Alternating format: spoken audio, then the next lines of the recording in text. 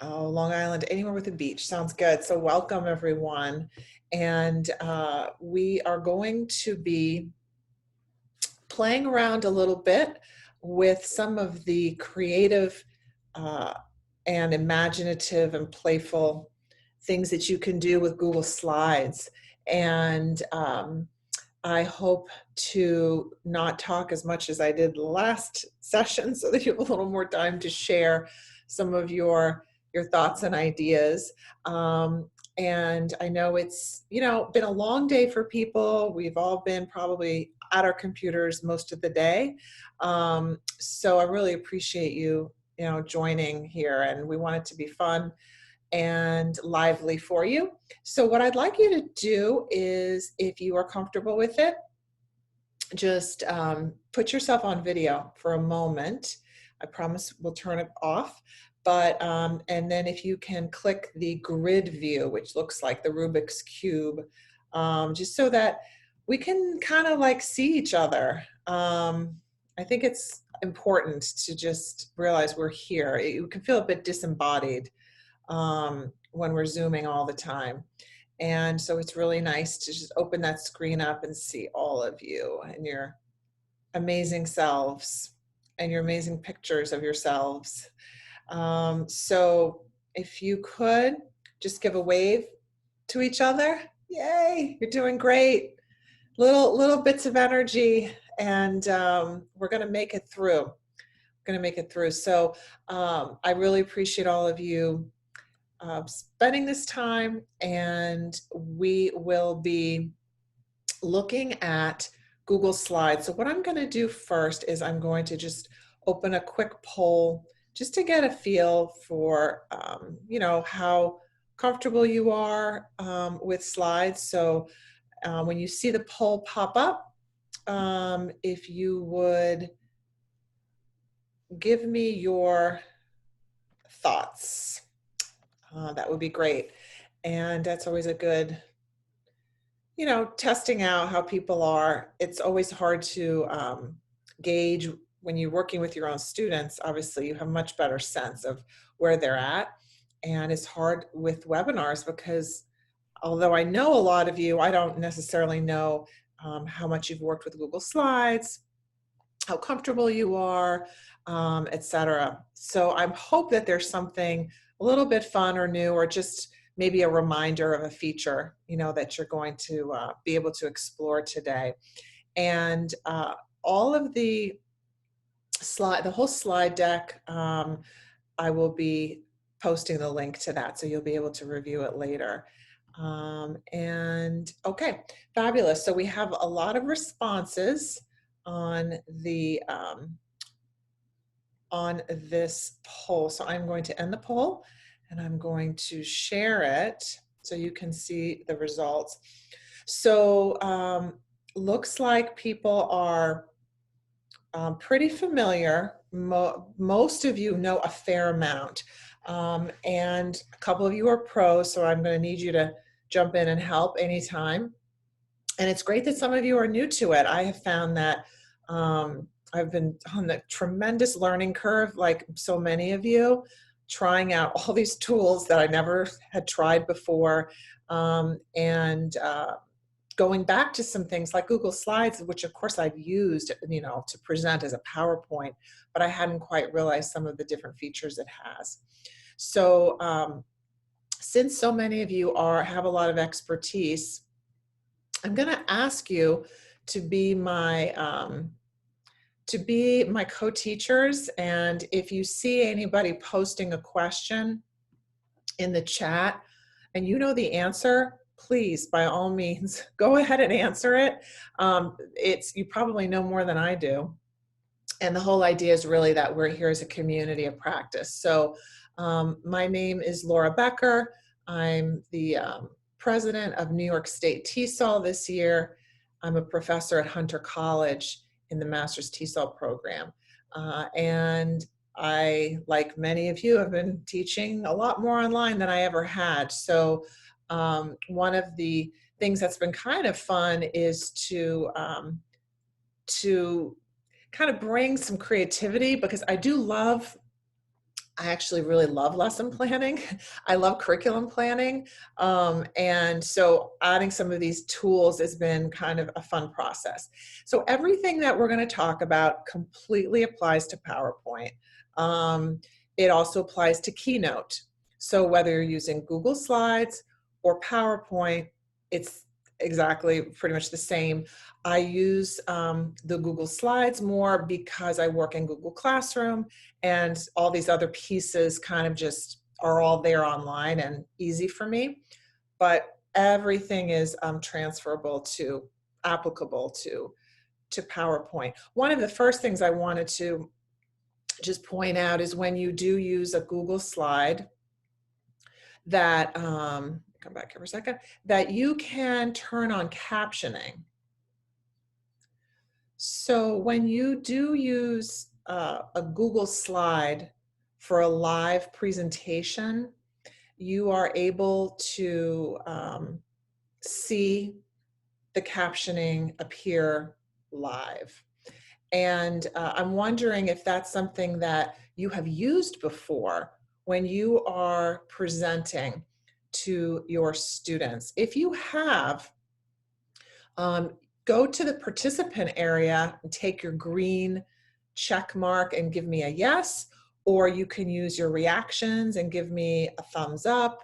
Tell me, I'm curious if you use the live captioning feature.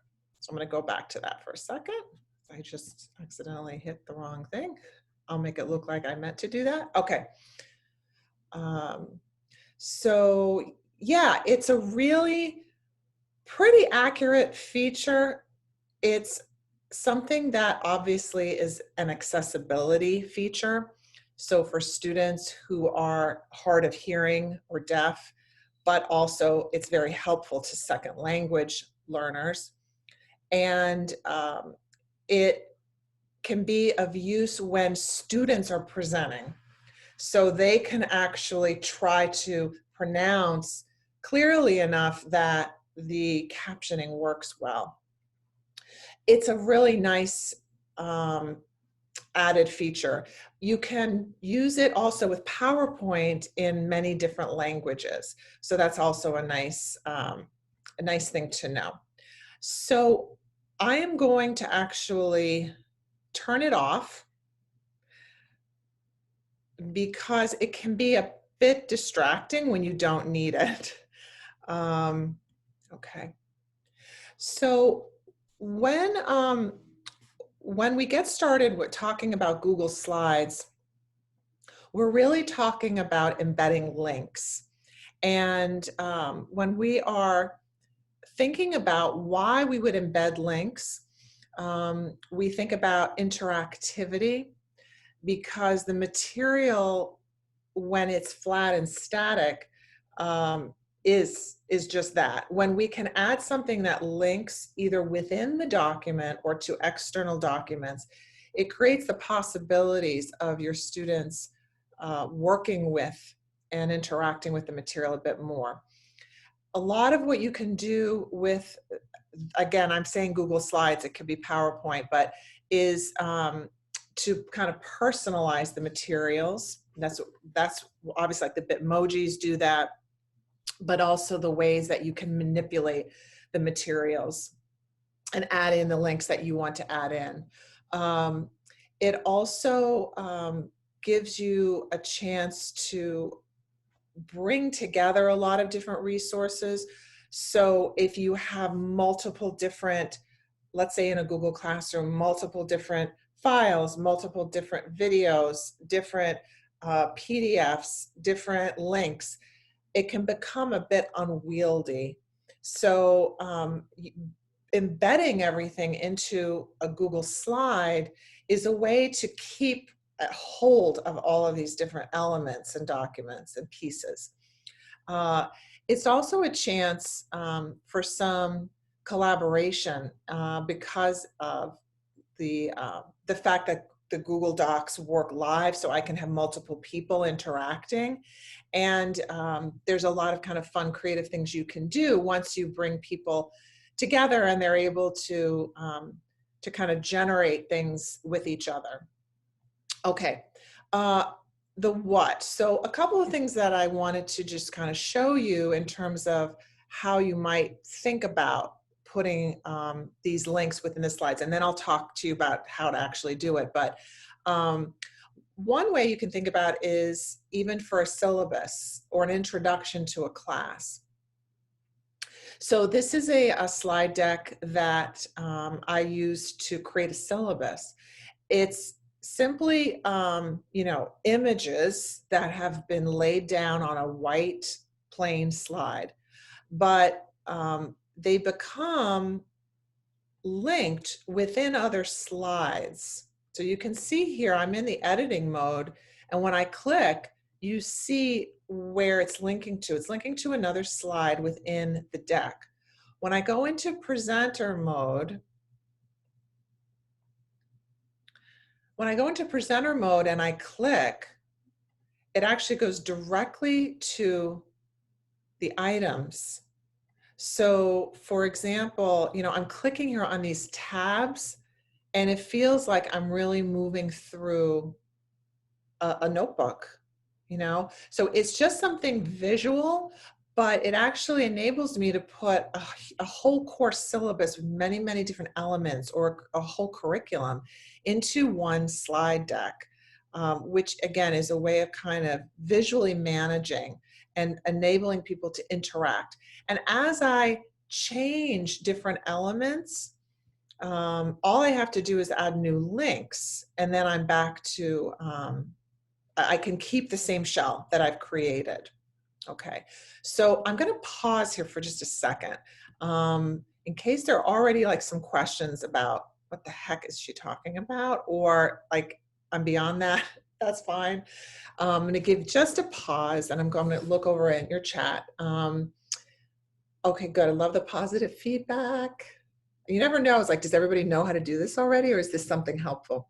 Yeah, so I'm going to show you how to add the links to connect with other slides.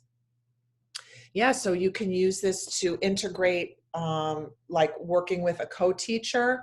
All right, so there's obviously multiple ones that you could set up.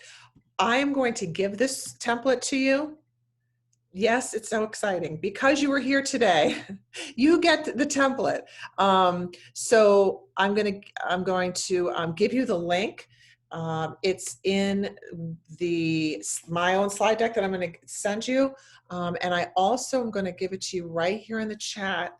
I believe I made this viewable so that you can go to it. Would anyone who can see the chat that's able to, could you click on, I just want to make sure it's accessible, because it's so annoying later when you're trying to access something and someone says, oh, okay, it works, Beth, thank you. Okay, so what you would do obviously is, you know, you make a copy and then you just delete everything. But the idea for the linking, so I'm going to talk about that a little more later, but you can have as many links as you want that fit on the slide. And remember too that we think about slides as these kind of 8.5 by 11 like horizontal pages, but actually you can custom set a Google slide. It could be a long page. It doesn't have to be this shape. So the other nice thing is when you save or export a Google slide to a PDF, all the links still work. So you could, for example, create a syllabus or an intro to your course, to your classroom, using Google Slides, going to the custom size, which I'll show you in a minute, make it a long sheet. It could be something that then you can send as a PDF even. So no one even has to go into Google Slides to even use what you've made. Okay. Another thing that could be used this way is something like a summer reading club. So I'm going to click on this one. This is another, this I didn't make, I found this one, but I made a copy for you. So I'm going to go to this link. I'm going to put it into the chat. And This is a really, obviously, someone's taken a lot of time, and every single book on this shelf links to a read aloud. And so if that one isn't working, let me make sure it's working now. Thank you, everybody. Okay. So I'm going to, anyone with the link can view. Done. Let me try this again. This I know is like tedious, but I know later it's so annoying when you can't get into stuff. Okay. All right, cool. So yeah, so when you click, so I'm going to go into presenter view. When I go into presenter view, I could pick something. Let's just see. How about this one? Okay, so it's going to take me. It's not that easy. This has an ad, which is not great. This sentence is okay, grammatically here we go. correct. Skip the ads. So this is the. On a shiny green leaf sat a small green chameleon. Okay, there, Carl's the best. Okay, so the this is something that could be set up in so many ways. Obviously, read alouds for younger students, but it could be obviously anything that you want to set up for summer readings that link to, you know, Epic or Common Lit or Newsela or other places where students can read and access things. And so this teacher has already set up her students to move ahead quite a bit during the summer. She could even add links here for where they could post their thoughts or journal about what they're hearing or reading or draw about it during the summer months. Okay, so now let's go back to my slides. So that was my summer reading club. Another thing is, I know a lot of you do professional development workshops, for example, maybe for colleagues or, you know, at a conference. So I noticed that this person, she made a whole presentation using the Google Slides. And what was nice about it is she's embedded, you know, all of the things that she talked about at the conference or at the presentation at her professional development session. And it's right here with all the resources kind of plugged in. So instead of having to, for example, follow up with people, sending them the links and sending them the PDFs and sending them all those things, she's packaged it, embedded it all into this kind of visually appealing PowerPoint or slide deck. So I thought that was a nice use too of using that format.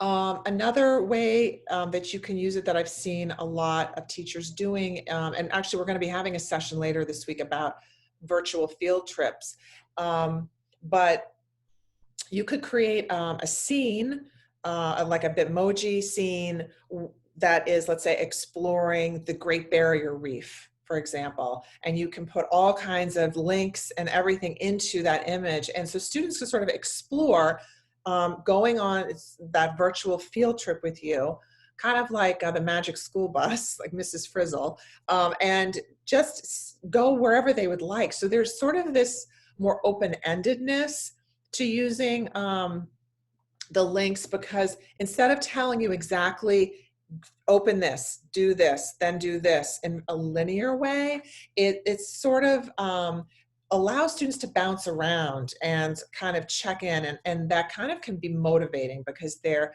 able to explore. Another one, this person, you won't believe this one. So this person made a scavenger hunt, and she has all of it here for you to actually pick up and use and modify. And again, all of this is in my PowerPoint. So I'm putting these links over in the chat, but I don't really need to, because when you get my whole slide deck, you have these links. But what's neat about it is, okay, so I have to make a copy. Let's see if this is going to open right now. Okay, so she basically has herself as a Bitmoji with an audio. So you click, the directions are always for each slide to click on her. You hear her instructions. She says a riddle, like what has a face and two hands but's not a person or something. And then you click on the clock. And students move from room to room to room, and it's incredible, all the different rooms she's already built. And the fact that she's like being very, teachers are being so generous with each other, sharing these kinds of materials. So again, if you're interested in looking through it, you might want to poke through and see all those different slides. Let me see if I can go to the first one just so you can see a little more. I'm gonna make a copy. So a lot of these are set up so that you can already copy them into your own drive.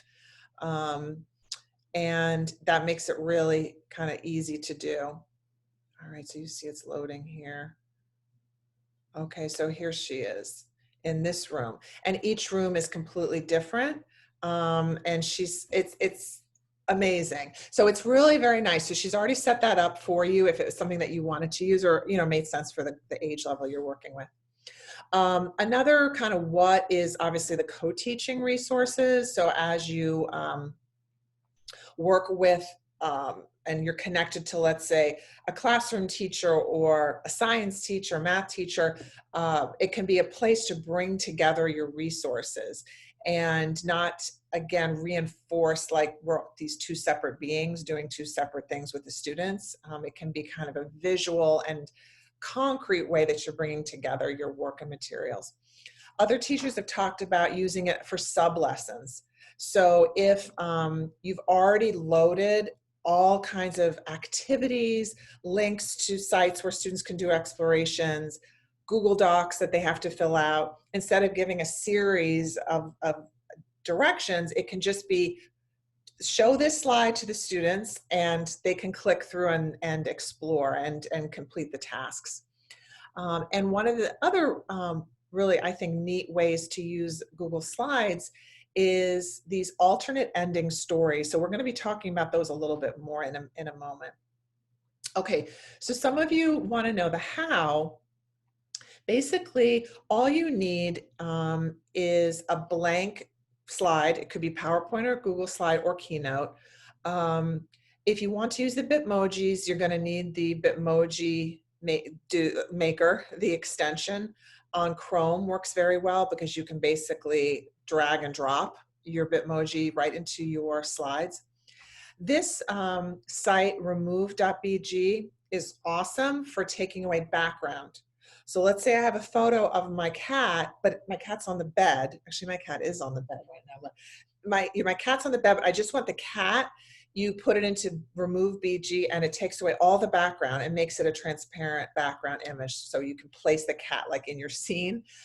There's a ton of tutorials. They're really well done. I picked just two that I thought were very helpful. One is a written article because I'm not a big video watcher. I'd rather read directions than watch a YouTube video, but some people really prefer to watch a YouTube video. So I have a YouTube video and an article here that walks you through. And if you happen to be on Facebook, join the Bitmoji Craze for Educators group. It's out of control. I mean, these people are like amazingly super creative. So, and it's a lot of fun. So I will just show you a couple that I've come across that I thought were like really neat. This is an example of where someone has the same classroom setup. Everything you click on these, of course, leads to something else. But the only thing she updates is her whiteboard. So when she does her screencasted, lectures, voiced over, and she makes a new video like every day or two, she just changes the link. So students always know to just go back to their slide, back to their classroom, and they just have to click there and they'll get the new recording. Okay, let's see. I mean, they're just beautiful, some of them, right? So it can be, any subject area. Obviously this is a Spanish teacher, but what's neat for us, of course, is that we could provide all kinds of translations right embedded into the actual experience. So that could be a neat thing to offer students. It could just be a space. It doesn't have to necessarily be your class, you in the classroom. It could be, you could put some of your students into the classroom. Students get such a kick out of seeing themselves as a Bitmoji. So you could put students in groups or have scenes, and they'd be really interested to see what you've come up with. And it can just be, let's say, a reading space. It doesn't have to be the whole course. It could just be some aspect of what you're doing with students. I mean, are these just like crazy? I love these things. I'm kind of addicted to them. So it's fun to look around to see how people are creating these, get ideas from other people. This is a nice example of co-teachers. So they put both of themselves into the room, and they do a lot of choice activities. So students have all those choices right here in the classroom. I thought that was, again, a nice visual. And in here we have, some of the things that we normally would use as resources, let's say on our word wall kind of a thing. The word walls are the walls, so you can go right into Epic, or you can go right into your site words, or whatever the links are. Okay. And this is an ESL teacher. So we have the Brain Pop video here, so she can direct students directly to that. And everything in here can be clickable and lead you somewhere else. So it becomes in itself a bit of a scavenger hunt. Okay, I'm going to stop for a second there. Okay, any more questions there? I'm going to stop for a moment and see if there are any questions right now. I'm assuming you probably want to know a little how to do it. So I'm going to walk you through that a bit. Let me come back here. I need to hit escape. Okay, so where do you find these sample classrooms? I have found a lot of them in Facebook. So Facebook is a big place to kind of locate them. And it's totally fine if you're not on Facebook. All you have to do is basically Google Bitmoji classrooms. There's just tons of them right now, tons of them. And so you can find quite a few examples to get yourself started or get some ideas flowing. I'll show you the captioning, live captioning again in a minute, Yasmin, when I go back into the presenter mode.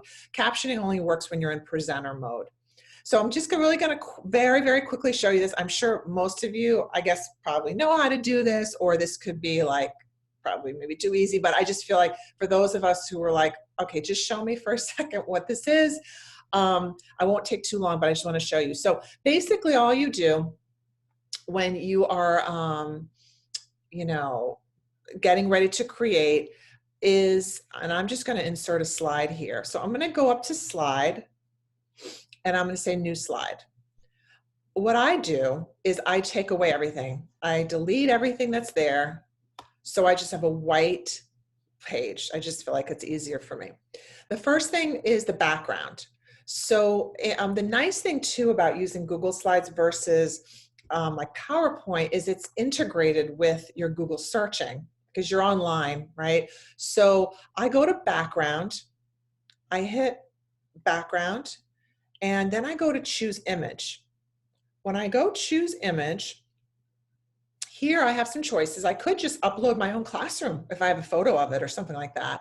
But I will go to Google image search, and then if you put in, for example, let's say beach background. Okay, let's see what that is. I might get something that I like. I can also do something like floor and walls. You can experiment to see what you think, might work well. So let's say I like this one. All right, I'm gonna do this one. Then I'll hit insert.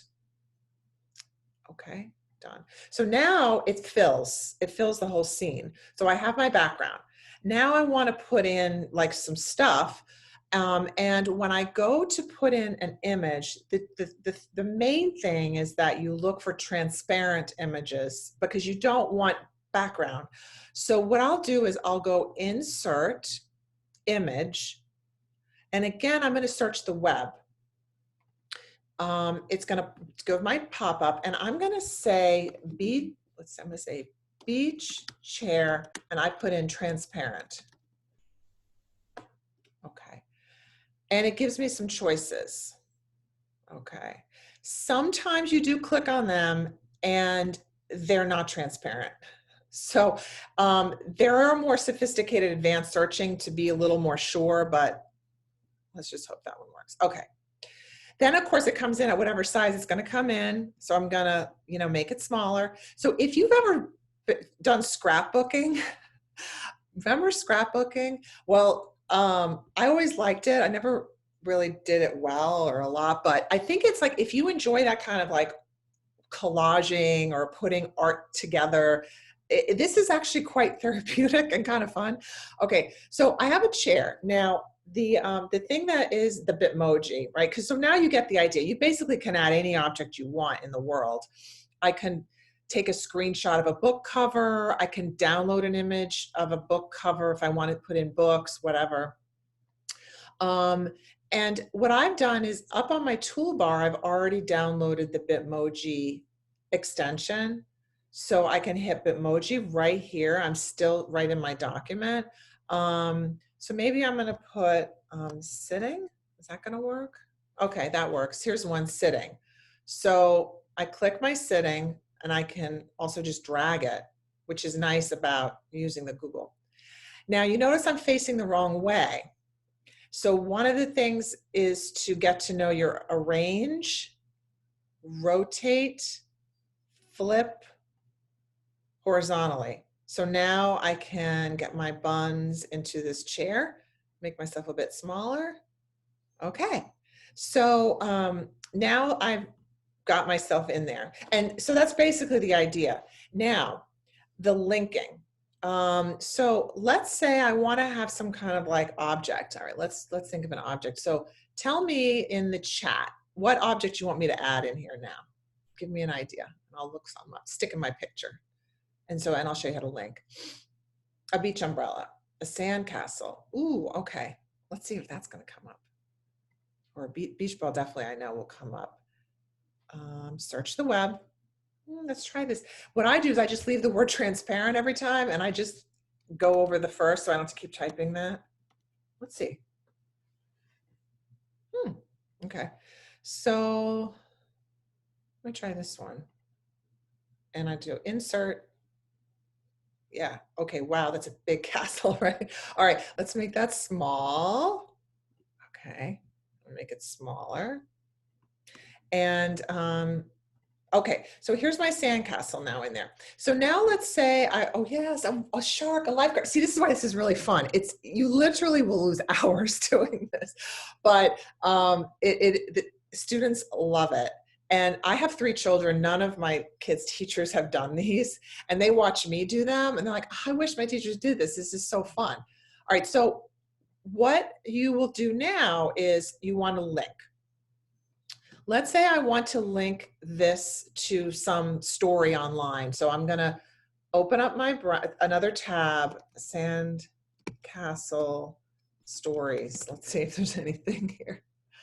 Okay. The Sand Castle that Lola built, story time. Okay.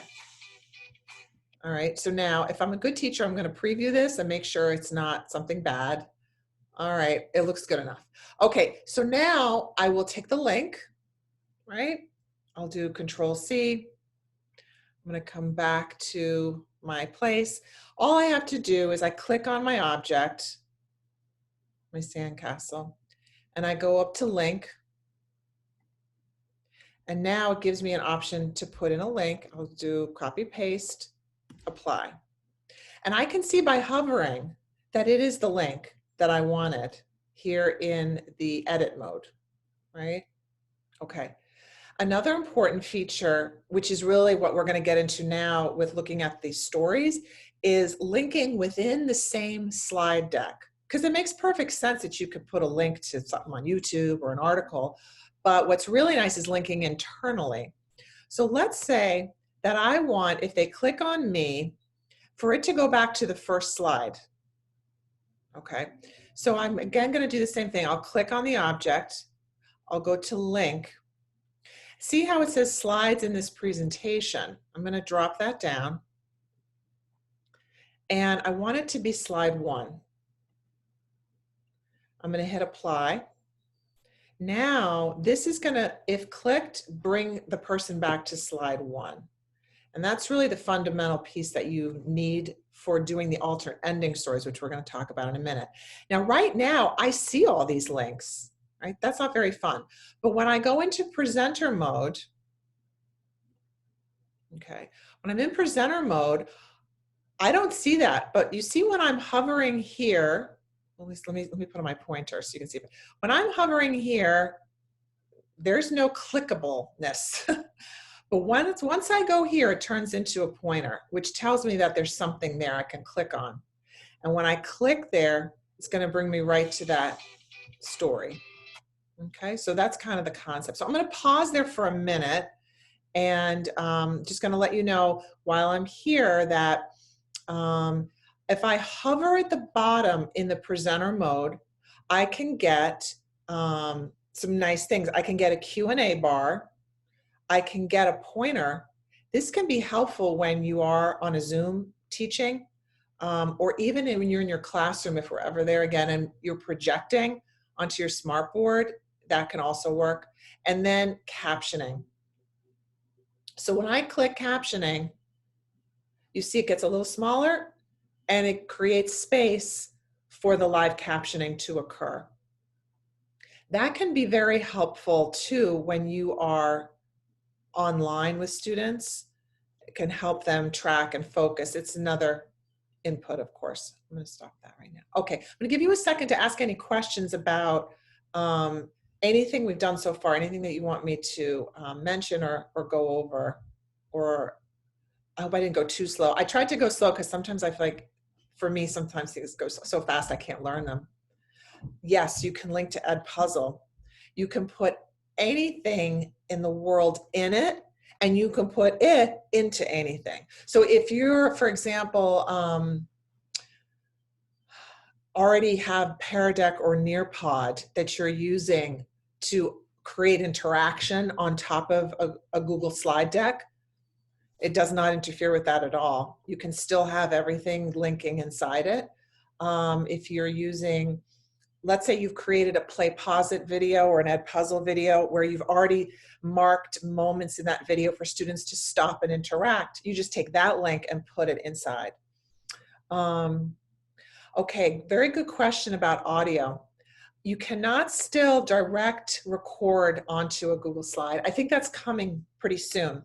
So my suggestion for that, yes, you could just record with anything that you have and make, take that audio file and link it. If you are using Pear Deck, they do have a nice, easy audio record function. So you could just add audio right there. But yeah, you do have to, right now, do the audio elsewhere. Okay, I'm just gonna go back a little bit to the questions. So the audio links to the Bitmoji because the audio is a URL. It's a link that you've created and you've attached it to the object by clicking on the object.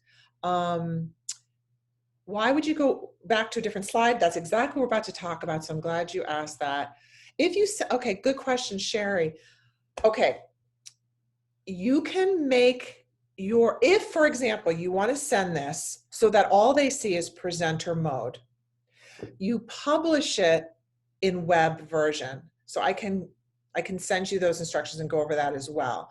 So that is a way to manage that. If it was something that it wasn't going to be multiple slides, it was going to be, for example, the way that, I'm going to, whoops, go all the way back here. So if everything they needed was basically in one image, one slide, and remember the slide doesn't have to be horizontal or landscape, it can be portrait, it can be any size, then you could just do it as a PDF. You can also send this as a PDF, the whole slide deck, and all the links will still work. Pear Deck. Okay, so I'm going to just write that in here.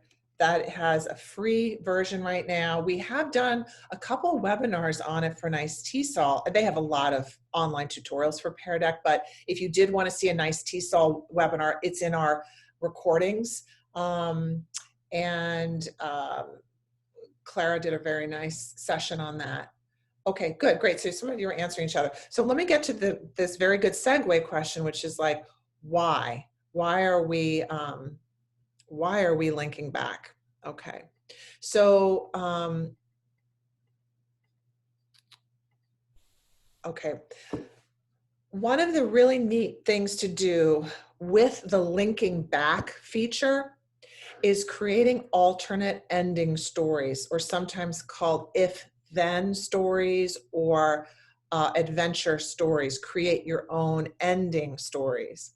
So I don't know if any of you remember this book series. It was around like in the 80s, but it was a book series where you would read up to a certain point, and then it would say, if you want to go north, if you want to go south, if you want to cross the bridge, if you turn to page 57, turn to page 63. And you would flip in the book, you'd read there, and then you'd have to make another decision, and then it would tell you, okay, now turn back to page 40. Now turn to page 100. And so you could actually experience the book with multiple different possible endings. And so that's the concept of that alternative ending story. There's also a series, I'm going to click here. So you see how I've made this clickable in my slide. Atamai is a Japanese made for English learners series that has these different endings, different pathways. So you can look at their materials as well. They're obviously pre-made materials. But the idea is that generally speaking, these stories are written in second person you. So you are in the woods. You are standing with, you could go left and you could go right. Which way do you go? And then you make a decision. You move in one direction. Now there's another choice. Okay, you're here. You could do this or you could do that. Which do you do? And you make a choice and you come. And then you could actually go back to the beginning of the book and reread it, making those other choices. So that's the concept. And what's really neat about using the Google Slide connecting feature is being able to have either you as a teacher make them or have your students make them as projects. So it's a really great way to promote. We're always trying to look for that critical thinking, and it's sometimes very hard when we have less of a linguistic repertoire in English to still be at that level of like DOK 3 or 4. So this is a great way to do that because you have to think strategically and think about possible different outcomes. And that's a really good basis too in STEM for computational thinking or conditional logic. You know, if I go this way, what's going to happen? And students have to think all the way ahead and then come back and create those pathways. So in different content areas, it could work. It doesn't have to just be fiction. So for example, it could be a health unit. How do I know the impact of making different choices around foods? It could be history, going back to an event and looking at what would have happened if something was different. If someone lived and wasn't assassinated, you know, whatever it is. In math, we know there's a lot of different ways to approach problem solving. So what if you solve the problem but 2 different ways and show how that could still maybe come to the same result? For us as language teachers, of course, it gives us a chance to repeat, for example, certain phrases or work in a certain tense or whatever we want to build into it. So the how could be that you lead it, so you model it, and it could be interactive. So all of us together, you know, when I said to you, what should I put here? Should I put a shark? Should I put a sandcastle? And you gave me input. So I can do that interactive writing right here with a group of students. They can call out or they can put in the chat, and I can decide, okay, what should happen you go this way. What should happen if we go that way? And I can actually build it with students. If your students are able to do it in a group or with a partner, they could create their own. And if it's maybe individual, you could even make it where there are scaffolds, like sentence frames that they fill out. And the design is already there, and they just kind of decide some of the elements. Again, I've provided a couple of tutorials in here that are of people specializing in working with these kind of stories in Google Slides. But also, Google has a whole arena of digital training. It's in the Google for Educators world, but it's a little hard to find. And in the Google digital training, I'll just click here quickly and see if it will take me to the right place. They have some projects that they call applied digital learning, and they walk you through all the steps of it. And one of them is an if-then adventure story. So you could actually, you yourself could go through this little quick training that Google has created. If you have students who are able to, you could have the students go through the training to help them learn how to make an if-then adventure story. So I think that's kind of an interesting resource. Of course, like any writing project, you would want your pre-writing. So you would need some kind of plan, a graphic to just generally decide, what am I doing? Who are the characters? What's going to happen? What's my theme or message? And they can do that obviously with paper or on like a Google Doc. When you set up your slides for them, you're going to want to have those choices. You can even create a frame, like an empty PowerPoint for them, where they just write in and then choice A or choice B, you know, and it's sort of, they don't have to worry too much about the PowerPoint side of it. So I have a couple of samples. It's kind of hard to find sample ones. So if you wind up doing any with students, I would love to see it. But this one is obviously much more of advanced. These are not English learners either, but I'll just click here. And so your ship has run into a storm during the night. Fear can be sensed in all crew members. You are capsized in the darkness and awake the next day. You have no idea where you are. You don't see any other land. You have choices to make. You can stay with the ship and wait to be rescued. You can explore the island. You can wait on the beach and write SOS in the sand. Okay, so you all just put in the box, the group chat, which should I do, A, B, or C?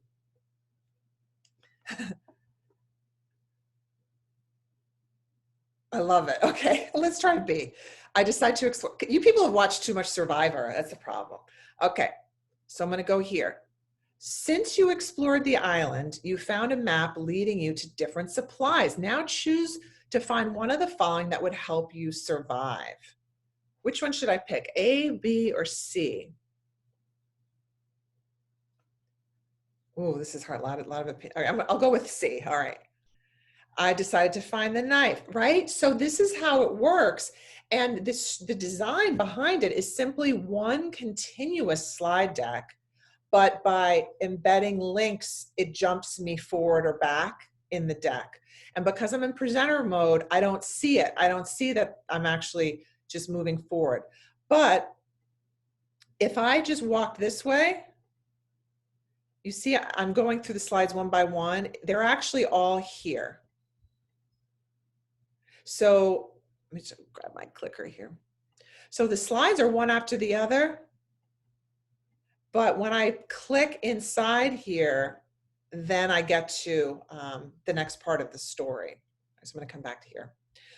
Here's another example. I like this one because this was done by a teacher and students in English and in French.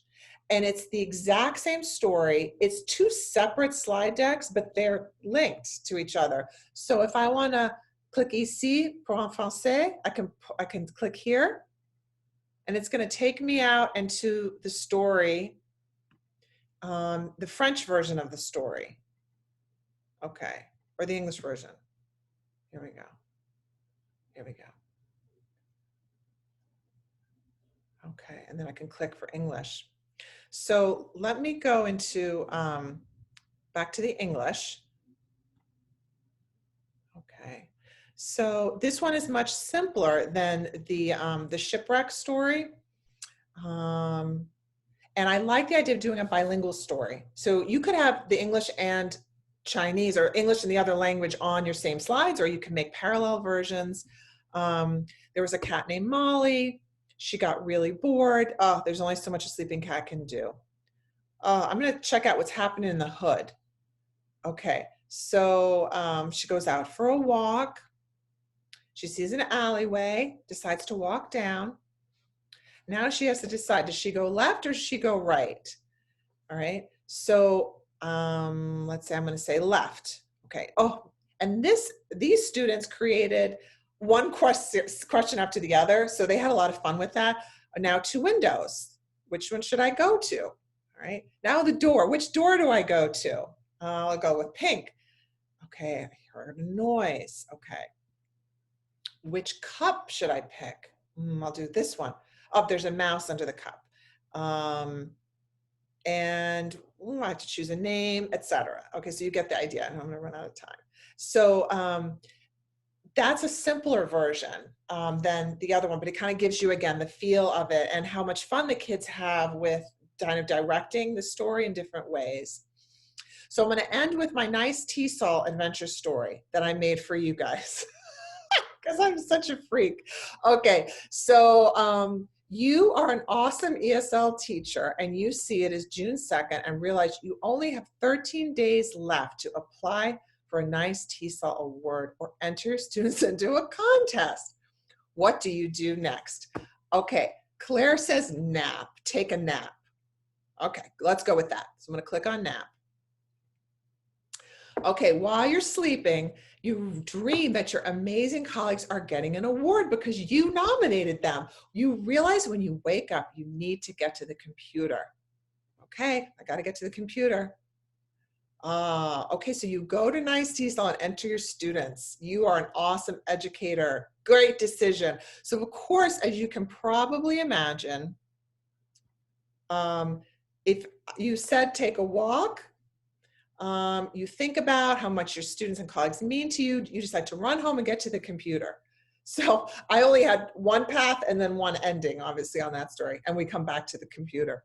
So they're really fun to make, and obviously I integrated the Bitmoji thing and the linking with the slide story aspect. So let me know if you have any other questions, because we just have a few more minutes. Any other thoughts or questions, anything else that you want to kind of get before you go? Sure, I can definitely show you how to make the link again. No problem. So what I have to do is I always have to exit from presenter view so I can, operate with my slides. So here, for example, is a picture. Here is a picture. Oh yeah, let me put the slide link right in here now before you go. All right, so if anybody wants to check that, make sure it works. This is the slide deck that I just presented. Okay, the tabs were pictures. So basically that you're probably referencing the notebook thing. Let me come back to that in one sec, Yasmin, so I don't lose my train of thought here with adding the links. So this is an image, right? This is a text box. These are things that are objects that I can click on. Let's say though that I wanted to make these flowers here in this vase, clickable to something like something about gardening or whatever. But it's part of the backdrop. So then what I need to do is basically create a box. I can make a text box here and I don't have to write anything in it. But now I made it like something clickable. I don't know what the right term is for that, but so I have a box. That means that now, let me come out here. I made my screen so small I can't see anything now. Now I can go up and insert a link. So I'll put a link there, and I can put nicetesol.org. Okay, I'll put apply. So this is showing up though, so I don't want that. I have to figure out how to do that. So I can't see that. All right, that wasn't a good example. Let me do it here. Oops. Ah, come on, Laura.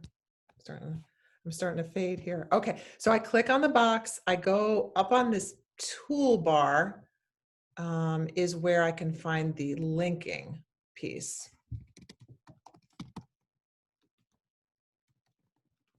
And that's where I can create the link.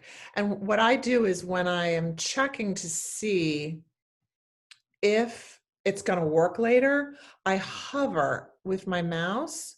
So that way it creates this like pop-up. So I can actually see already without clicking through that that is the right link.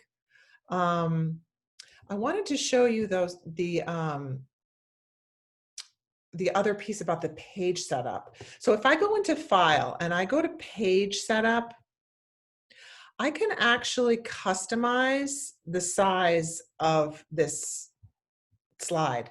So I could make this 8.5 by, what is it, 11? 8.5 by 11? Okay, so now it's like a page size. So that's where I was meaning before about you can actually make these look like pages, notebook page, you know, they don't always have to be that PowerPoint shape. And okay, I'm just gonna try to remember what that other question was. Yasmin, tabs. Okay, so this was, I'm gonna come out of presenter mode on that. This was a template that someone made that I discovered.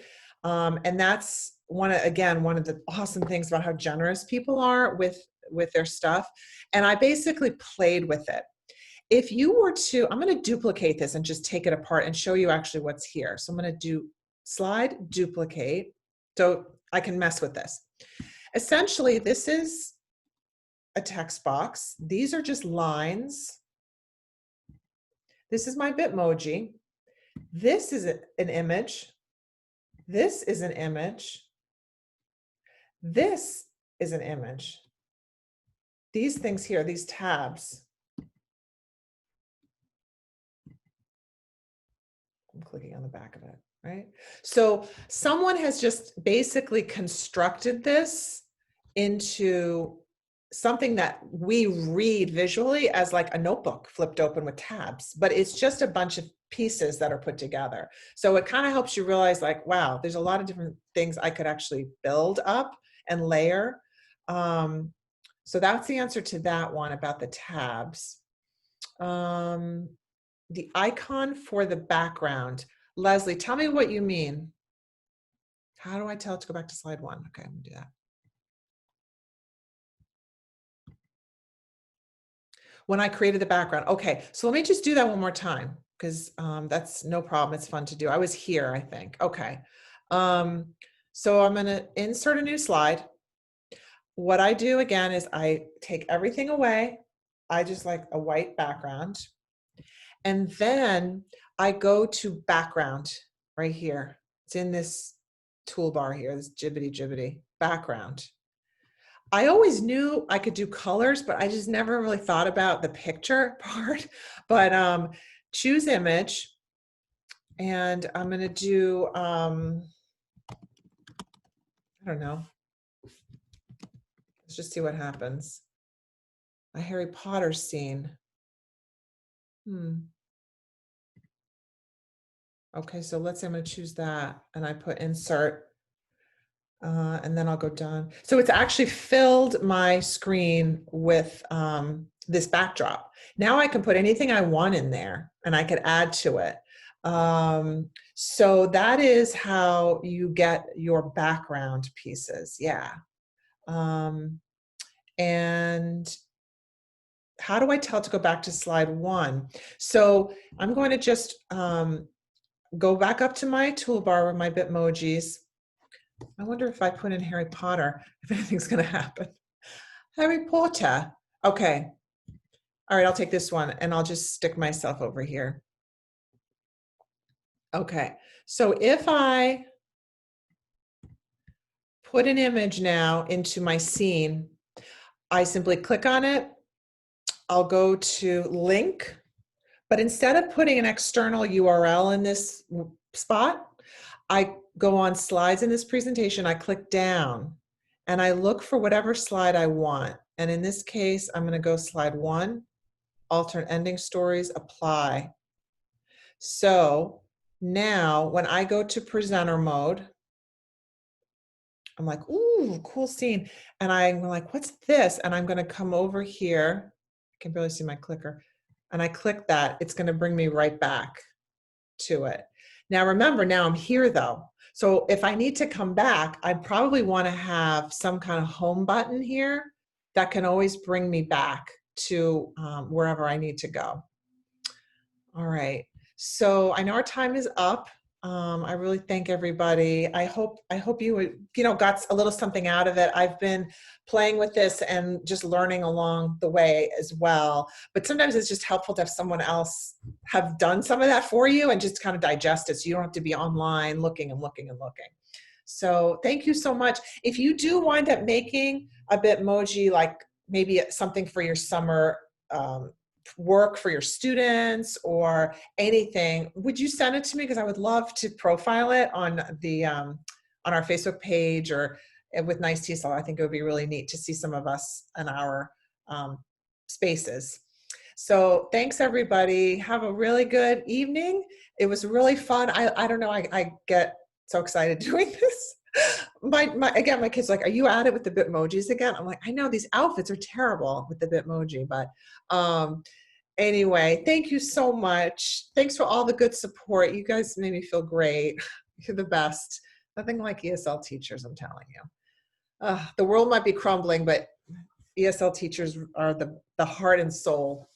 All right, so good night. Have a great evening, and definitely send me your Bitmoji. Bye, Liz. Bye, Jocelyn. Thank you, Laura. Great. Nice to see you. Bye, everybody. Thank you so much. Oh, good. I hope you had fun with it. Absolutely. Cool. Send me what you make there, Jocelyn. I will. Okay, cool. And Laura Silver, I know you're an artist, so I want to see something awesome from you, lady. And Howji, great to see you. Okay. Take care. Bye-bye.